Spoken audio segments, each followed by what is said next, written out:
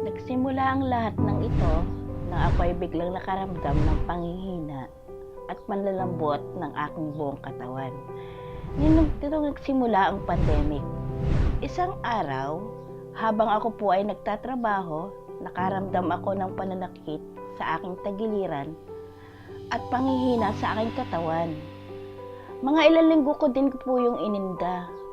Pagigising ko isang araw, di na po ako makabangon dahil hindi ako makatulog buong magdamag. At iba na ang aking nararamdaman. Masakit na po ang aking binti at balakang hindi na po ako noon mapakali. Tapos po noon, kinabukasan po araw ng linggo, nagpa-check up kami sa hospital. Kinuhalan ako ng dugo at pinaihi ako. Ilang boteng tubig na po ang naiinom ko pero hindi pa rin ako maihi. Hindi rin po ako noon makadumi.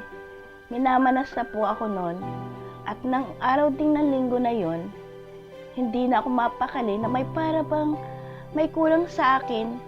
Balisang balisa ako at hindi ako makapagsalita ng maayos. At masakit ang binti ko.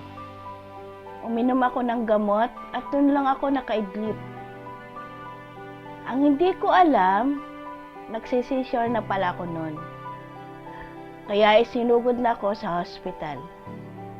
Nalaman ko na lang na ang creatinine ko ay napakataas na pala.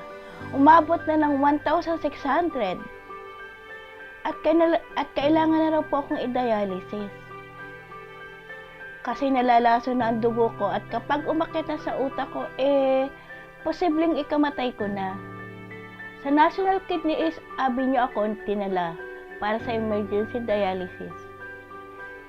Ilang beses akong inatake doon at nagsisure ako ng paulit-ulit kaya lahat ng kailangan test pinagawa sa akin.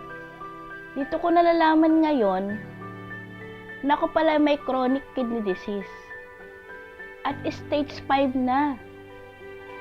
Ako po ay sinabihan habang buhay na daw po ang aking pagdadialysis.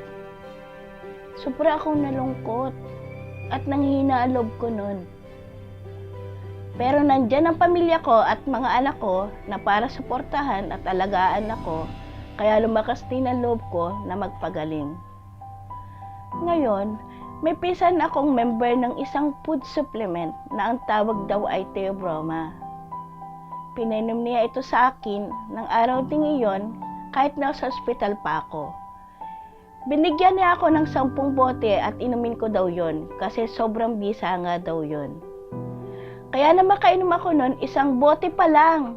Bigla akong pinagpawisan at napakarami at nakaramdam ako ng kakaiba sa katawan ko.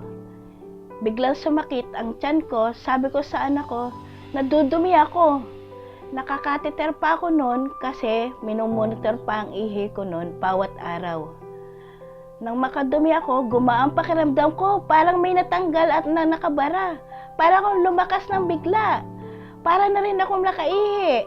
Yung bag ng ihi ko, napupuno ko na yon sa buong maghapon. Hanggang sa bumuti na ang pakiramdam ko, kaya nakalabas kami ng hospital.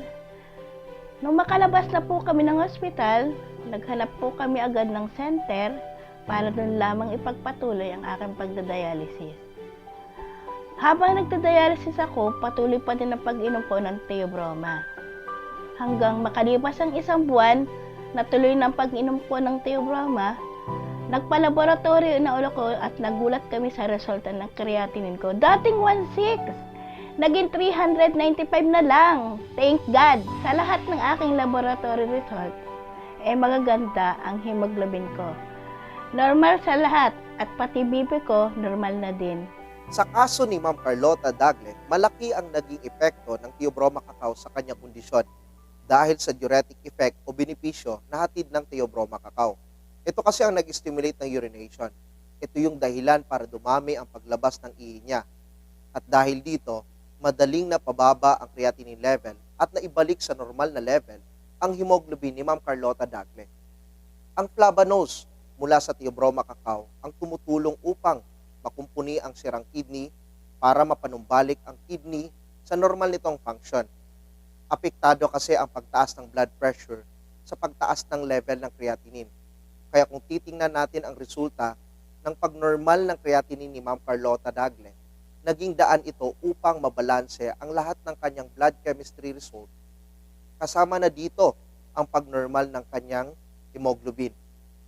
Dahil sa iron, folic acid, and vitamin B12 na tinataglay ng Theobroma cacao. So, yung sinasabi mo ang creatinine, blood chemistry nag-normalize, totoo po yan. It's a very powerful antioxidant. Actually, it's a major dietary antioxidant. The Theobroma cacao, pag tinake ng pasyente, okay, it's more of diet na din, functional food that affects every organs of the body at merong effect. Meron siyang medicinal capability. Meron siyang pharmacological capacity. Why will I say that?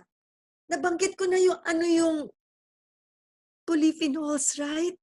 Sobra pong ganda ng polyphenols na yan. It is a powerful antioxidant po. So ano yung meron dun sa Theobroma cacao? Bakit yung pag-ihi niya ay umokay? Bakit yung blood pressure niya parang hindi na tumataas? Common denominator is dapat maganda yung blood flow.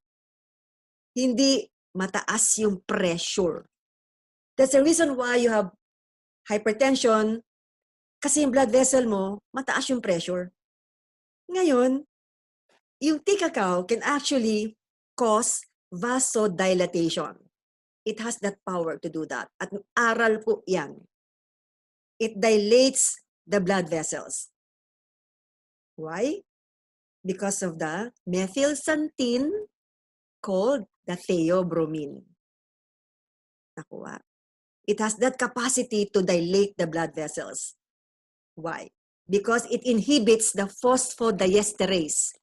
If it inhibits the phosphodiesterase, it can actually relax the smooth muscle of the blood vessel. Nag-relax yung blood vessel. Kasi yan, mas maganda yung daloy ng dugo. Remember, importante po for any part of your body to function ay maganda yung daloy ng dugo.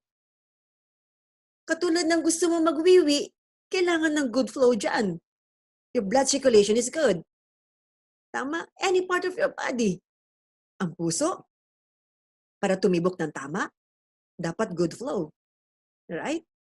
So what the tea cacao will do is, it actually inhibits the phosphodiesterase. So there's a better blood flow. Kasi na-relax nga ang smooth muscle ng blood vessel. Pag nag-relax po ang smooth muscle ng blood vessel, mas maganda ang daloy ng dugo. Kaya ang laking pasalamat ko sa Theobroma kasi ito ang talaga ang ginamit ng Panginoon na makatulong sa akin. Ngayon po, 4 na buwan na po akong stop sa pagdadialysis. At inalis na rin po ang tubo sa leg ko. Sobrang saya ko po sa pangyayari ng buhay ko ngayon. Alam na alam kong maganda na talaga ang sirkulasyon ng dugo ko. Kaya sa inyo, Theobroma, maraming salamat po talaga.